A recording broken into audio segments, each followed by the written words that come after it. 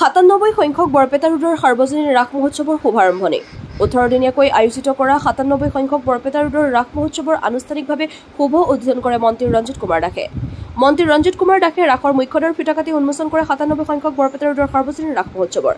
বৰপেটা জিলা আয়ুক্ত ৰোহন কুমাৰ ঝা ৰাস মন্দিৰ মৃন্ময় মূৰ্তিৰ দ্বাৰ উন্মোচন কৰে।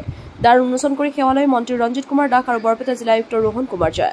শুভাৰম্ভণি অনুষ্ঠানৰ মন্ত্ৰী ৰঞ্জিত কুমাৰ দাসৰ সৈতে উপস্থিত থাকে জিলা আয়ুক্ত ৰোহন কুমাৰ ঝা, ৰাস মহোৎসৱৰ সভাপতি ৰাজেশ চৰকাৰ আদি কৰি বিভিন্ন পৰ্যায়ৰ লোকসকল। News desk AIN live.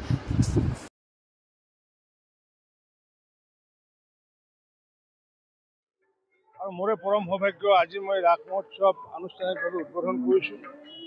যিহেতু আমি জানো যে বৃন্দাবনত ভগৱান শ্ৰীকৃষ্ণ আৰু ভক্তসকলে বা গোপ গোপীসকলে একত্ৰিত হৈছিলে এই পূৰ্ণিমাৰ সন্ধিয়া।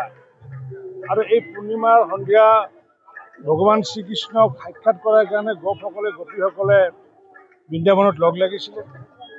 আৰু সেই সময়ত আচলতে ভগৱান শ্ৰীকৃষ্ণ পৰমাত্মাৰ ৰূপত আছিলে আৰু ভকত গোপ গোপীসকল আছিলে তেওঁলোকে আত্মাৰ ৰূপত আছিলে। আৰু সেইকাৰণে এই ভগৱানৰ শ্ৰীকৃষ্ণ ৰাসলীলা আচলতে পৰমাত্মা আৰু আত্মাৰ মিলন বুলি কোৱা যায়।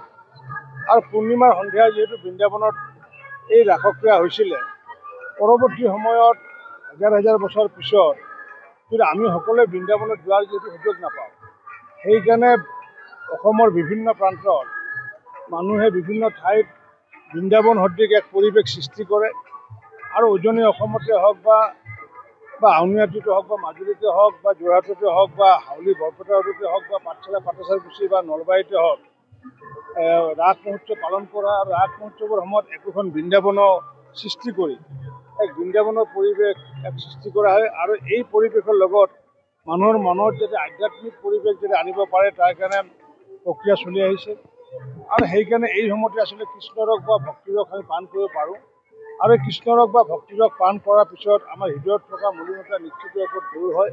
আমি আধ্যাত্মিকতাৰ পৰিপূৰ্ণতা লাভ কৰি আমাৰ মাজত যাতে সমন্বয় সৃষ্টি কৰিব পাৰোঁ, আমাৰ মাজত যাতে ভাতৃত্ব প্ৰেম, ভগ্নী প্ৰেম যাতে মাতৃপ্ৰেম যাতে বৃদ্ধি হয়, তাৰ কাৰণে এই প্ৰয়াস চলাই আহিছে।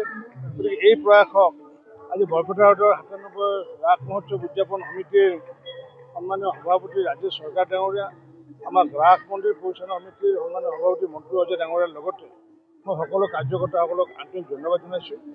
আৰু মই সমগ্ৰ অসমবাসী ৰাইজকে বৰপেটা ৰোডৰ ৰাসলৈ মই নিমন্ত্ৰণ জনাইছোঁ যাতে এই ৰাসলৈ আহি যাতে কৃষ্ণৰস যাতে পান কৰি ভক্তিৰস পান কৰি নিজে যাতে আধ্যাত্মিক পৰিৱেশৰে যাতে পূৰ্ণতা লাভ কৰে তাকে আহ্বান জনাইছোঁ।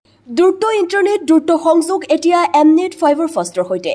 বাফাৰ নহয় স্পীড উৰণ। নয়ন ইনফৰটেকৰ এমনেট ব্ৰডবেণ্ড ব্যৱহাৰ কৰক। 3 মাহৰ ফ্ৰী ইনষ্টলেশ্যন পোৱা যায় মাত্ৰ 342ৰ পৰা। অসমৰ প্ৰতিটো ঘৰত দ্ৰুত ইণ্টাৰনেট এমনেট ফাইবাৰ ফাষ্ট আপোনাৰ লগত। অনলাইন কাম, খেল আৰু বিনোদন একে ইণ্টাৰনেটত সম্ভৱ। আপোনাৰ স্পীড আপোনাৰ পচন্দ 30 Mbps-ৰ পৰা 155 Mbps-লৈ। এতিয়া ধীৰ ইণ্টাৰনেটক বিদায় দি ফাইবাৰ ফাষ্ট লৈ আহক অসমত প্ৰথম দ্ৰুততম ইণ্টাৰনেট সেৱা MS নয়ন ইনফৰটেকৰ পৰা। নতুন যুগৰ নতুন স্পীড ফাইবাৰ ফাষ্ট ঘৰলৈ।